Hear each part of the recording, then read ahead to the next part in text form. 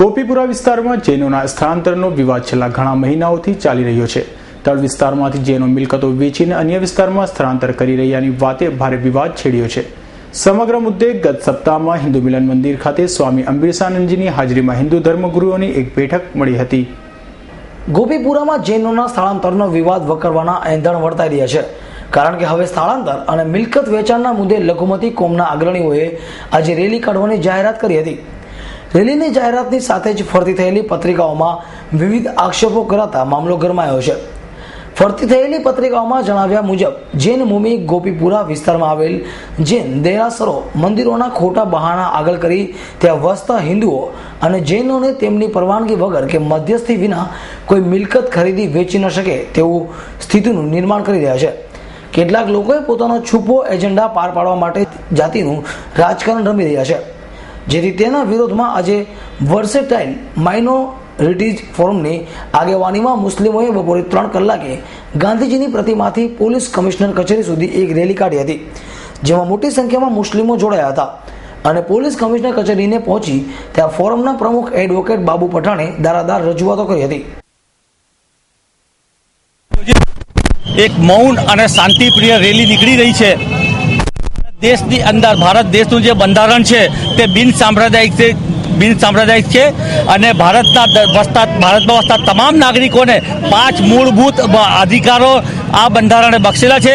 તેમાં એક જે મૂળભૂત અધિકાર છે તે એ છે કે કોઈ પણ વ્યક્તિ ગમે ત્યાં રોજી રોજગાર કરી શકે છે અને મિલકત ખરીદ વેચાણ કરી શકે છે। હવે આ સુરતના ગોપીપુરા વિસ્તારમાં કેટલાક એવા ધાર્મિક આગેવાનો કે જેમને તેમના ધર્મના લોકોનો સમર્થન નથી, પરંતુ કેટલાક બિલ્ડરોના હાથા બનીને અને ત્યાં ધંધો કરવા માટે, નફો કરવા માટે એ જે ત્યાં વિસ્તારમાં વસતા લોકો પોતાની મિલકત સ્વેચ્છાએ વધારે ભાવે વેચીને જાય છે, તેમની પાસે બળજબરીપૂર્વક ઓછા ભાવે ખરીદીને પોતે વધારે ભાવે વેચવા માંગે છે, મોનોપોલી હસ્તક્ષેપ કરવા માંગે છે અને તેની પાછળ એક ધાર્મિક કારણ આગળ ધરે છે કે મુસ્લિમોના વિસ્તારમાં મકાનો વેચવા નહીં। તો અમારી એ અપીલ છે કે ભાઈ ભારતનો દેશ બંધારણ બિન સાંપ્રદાયિક છે, મુસ્લિમો આ દેશમાં વસતા નાગરિકો છે અને તેમને પણ બંધારણ એ જ અધિકાર આપે છે બીજા નાગરિકો।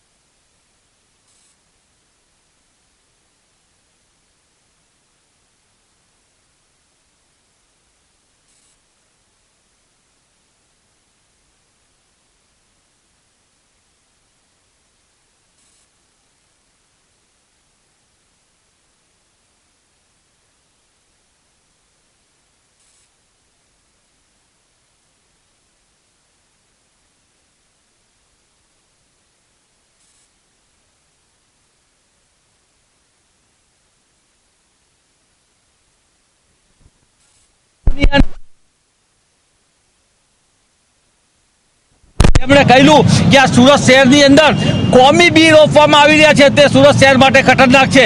તો અમારી માંગણીને દાદ આપીને માનનીય બાબુભાઈ દેસાઈ અને સૂર્યકાંત શાહભાઈ જેવા વરિષ્ઠ આગેવાનોએ પણ આ રેલીમાં જોડાવા માટેનો આહવાન સ્વીકાર કર્યું છે। તો તે બદલ હું તેમનો બધાનો આભાર માનું છું। આ કોઈ મુસ્લિમોની રેલી નથી, આ માત્ર શાંતિપ્રિય બિન સાંપ્રદાયિકમાં માનતા નાગરિકોની રેલી છે।